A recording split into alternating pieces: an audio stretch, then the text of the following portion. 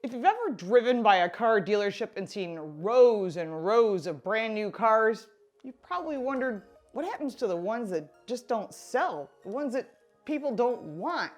Well, millions of cars are produced every year, and not every car is sold. What happens to them is the big question. They don't give them away, you wish. If the price is reduced too much, it reduces the sales volume of the newer vehicles, the more expensive ones that are coming in. So they have to be really careful about what they do. With each vehicle representing about $30,000 on average, the typical dealer doesn't want to keep these vehicles on the lot. It's expensive to keep them in stock, and brand new cars and trucks and SUVs that aren't sold can't just sit there forever because that's an investment and it's too expensive to let them sit there. And it's natural for a consumer to ask the question, so what do they do with all those cars that they just don't sell? Welcome back to the channel. I'm Lauren Fix. If this is your first time to the channel, we give you a lot more than car reviews and first looks of new vehicles. We give you car smarts because we believe knowledge is power. Subscribe and click that little bell so you don't miss anything. We answer the question, what happens to new cars that don't sell? Well, if you think about it, that's quite an interesting question because the auto business, unlike any other, has excess inventory that can't be sold at any place like Big Lots or a liquidator.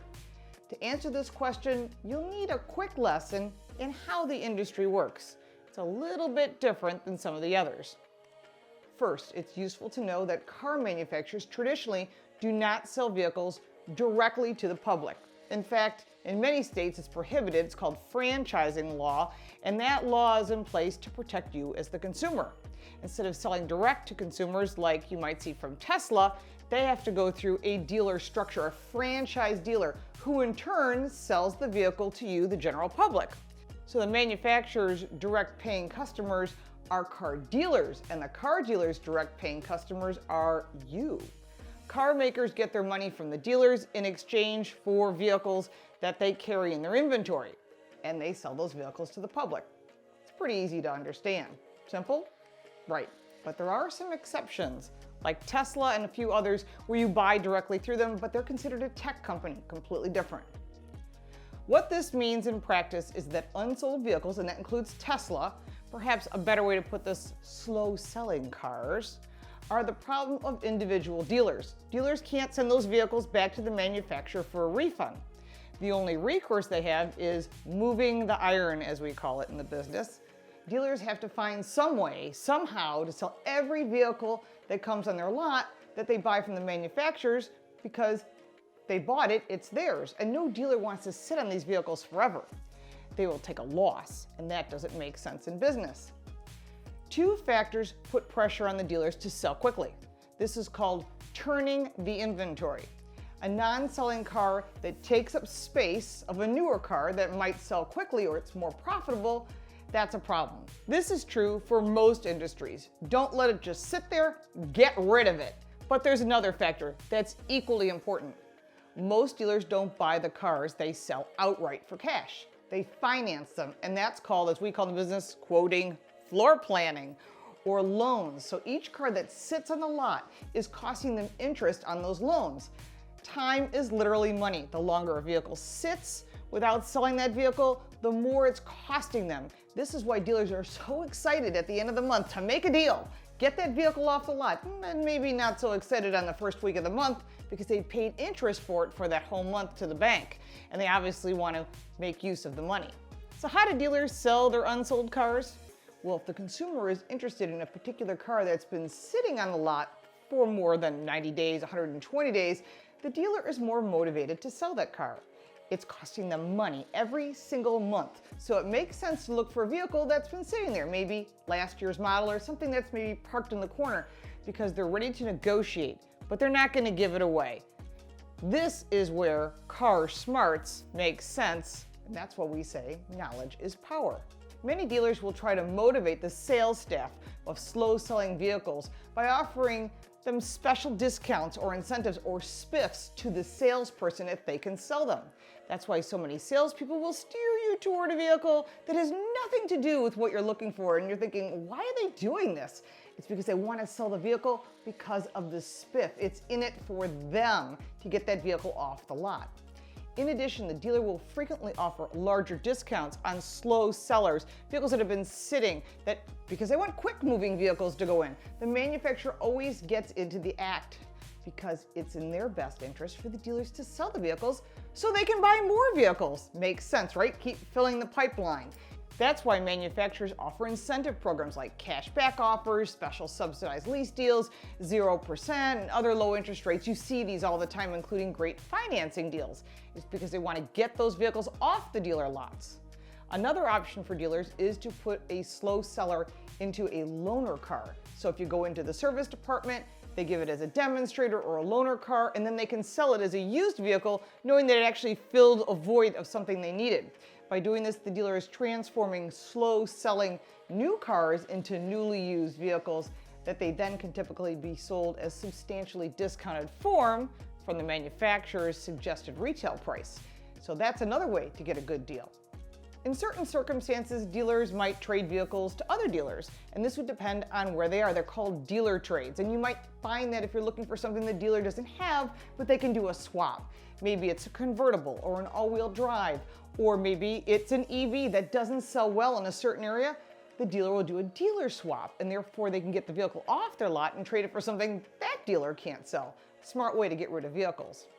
A final result for the dealer with vehicles that don't sell at the dealership is to sell them at an auto auction. Now, there are national auto auctions all over the country, including online versions for new and used and leased trade-ins. So those vehicles would then go to another dealer or a used car lot. They can't go to the consumer. So you cannot get into these places unless you got a friend who's going to help you out. But that's a whole nother story in itself. The idea is to offload that vehicle, get rid of it, get it off your lot, get as much cash flow as you can, because it's called a dog. Sorry to put it that way, because I have dogs and I love them, but it's haunting them. It's sitting on their lot and they're taking a loss. They need to get rid of that vehicle, and this will help cut their cost for the dealer. There's lots of ways to save money. You can check out my book, Lauren Fix's Guide to Loving Your Car. I got a lot of great tips in here because I always say car smarts will help you get the most of your vehicle, not just when you buy it or when you maintain it, but all those things that happen during the life of a vehicle. So what happens to brand new cars that never get sold? Well, there's more than meets the eye. If they flood the auctions and cut the prices too much, it's harder to sell the new vehicles that are coming in every day, and they end up cutting themselves out of the picture. That doesn't make a lot of sense. Now, the final option for the manufacturer is slightly different from that of the dealer. And the industry has a huge outdoor parking lot that they park hundreds of cars that don't get sold every year. They call them car graveyards. They don't get sold to dealers, they can't get rid of them. What do? Well, manufacturers may help to sell those cars by offering them to employees, manufacturing plants. Hey, do you want a discount on a car? You can get all kinds of incentives. They try to get rid of the product at a lower price. And hey, if you're making the car, we want you driving that vehicle. And there's all kinds of incentives and perks for them to do that. Yeah, it's true. These cars just sit around and rust like a car cemetery, and they're all over the world. They sit at abandoned air bases and parking lots. Manufacturers want to sell newer cars as it's more profitable. They don't want to flood the market with last year's model, as they need to sell the newest products with the newest technology. If they did that, the production of the current model would be slower, and this could impact employees with less work. So think of it like the domino theory. They can't produce the exact amount because they don't know exactly what they're going to need. Realize that this is a loss and it's figured into the cost of the vehicle. The same is true in the food business. They don't sell all the produce that you see out every day that's fresh. Some of it goes away. They have to throw it away. And that's called shrinkage. And a lot of industries have it, and it's figured into the cost and the bottom line when you go to pay for it. Now you can take a look at some of these car cemeteries. Some of these cars are ready to ship to dealers, while others will never move again. Even Tesla has made more vehicles than it'll need, and they have the exact same problem. This is no joke. These cars sit and wait. Tons of unsold cars sit every day. Do they ever move? Well, the market is about selling newer models, not older cars, and some companies ship them to other countries to get rid of them at lower rates, and some eventually are dismantled and destroyed. It's kind of sad, actually. The cost of doing business that costs the manufacturer and the dealer, and that's all bundled into the total price you pay. Here's the bottom line. The dealer needs to sell the car or the unit with incentives to get it off the lot. Even if they take a loss, they bought it, they need to get rid of it. Keep lowering the price until somebody buys it. The dealer does find a buyer eventually. For the manufacturer, it's the cost of doing business, and it's figured into the bottom line cost. If you're looking for a great deal, ask what's the oldest new car on the lot? And if the car is on the lot for more than 90 days, the dealer will be more interested in making a deal with you rather than if it just showed up last week. Don't forget to check out our new website, Car Coach Reports. We have some new contributors. We're in English and in Spanish, and some great articles on some other subjects that I don't cover. We'd like you to stop by there. Also, check out our podcast, Total Car Score. We're having a lot of fun. It's on all platforms. And if you got value from this video, give it a like and subscribe. Put your questions down below. If you have other questions about this video or others, we will answer your questions because we believe knowledge is power. I keep saying that. So if you ask a question, I'll be happy to answer it. Don't forget to follow me on all forms of social media at Lauren Fix. We're always putting up new information, new cars coming out, and some great ways to save money. And that's on all platforms at Lauren Fix. And we appreciate you watching, and we'll look forward to seeing you next time.